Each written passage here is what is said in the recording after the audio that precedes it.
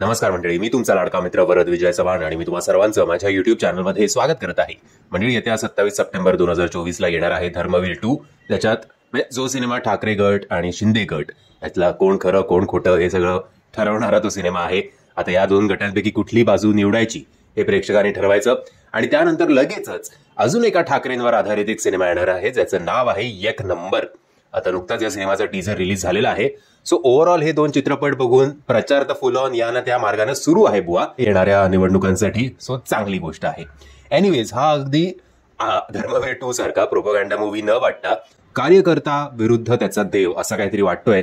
म्हणजे sort of जे आपण झेंडामध्ये बघितलं होतं तसंच काहीतरी यांना साहेबांचं पटलं नसेल या कार्यकर्त्याला, म्हणजे या सिनेमाच्या नायकाला म्हणजेच धैर्याला, आणि मग तो स्वतःच्या देवाविरुद्ध आवाज उठवून पुढे काय नाटक घडणार हे सगळं आपल्याला जाणून घ्यायचं असेल तर आपल्याला हा सिनेमा सिनेमागृहात जाऊन बघायला पाहिजे.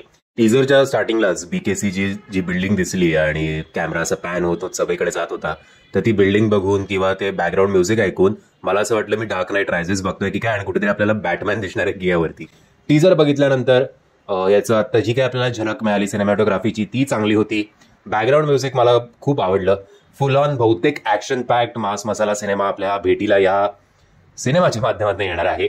याचं पोस्टर डिझाईन सुद्धा मला डॉनचं जसं पोस्टर होतं, आय थिंक अमिताभ बच्चन असे रनिंग पोजमध्ये होते त्या सिनेमामध्ये हातात पिस्तूल घेऊन. या सिनेमामध्ये धैर्याच्या हातात पिस्तूल नाहीये, पण सॉर्ट ऑफ तशीच एक धावणारी पोज आणि राजसाहेबांचे ते डोळे, तो हे सगळं जरा कॉम्बिनेशन चांगलं वाटतंय. जसे रंगीत त्या काळात पोस्टर असायचे तसंच याचं पोस्टर डिझाईन सुद्धा करण्यात आलंय.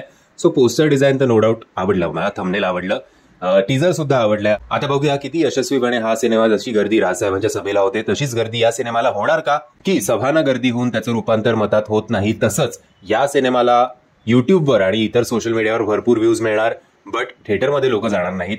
या सगळ्या गोष्टी जर आपल्याला जाणून घ्यायच्या असतील तर आपल्याला 10 तारखेची वाट बघायला हवी. पण ओव्हरऑल आता जी काही आपल्याला छोटीशी झलक बघायला मिळाली आहे ती नक्कीच इम्प्रेसिव्ह आहे. तुम्ही जर हा टीझर बघितला नसेल तर त्याची लिंक तुम्हाला खाली डिस्क्रिप्शन बॉक्समध्ये देतोय. मी आशा करतो तुम्हाला हा व्हिडिओ आवडला असेल. जर तुम्हाला हा व्हिडिओ आवडला असेल तर प्लीज या व्हिडिओला लाईक, शेअर आणि चॅनलला सबस्क्राईब करायला विसरू नका. जय हिंद, जय महाराष्ट्र.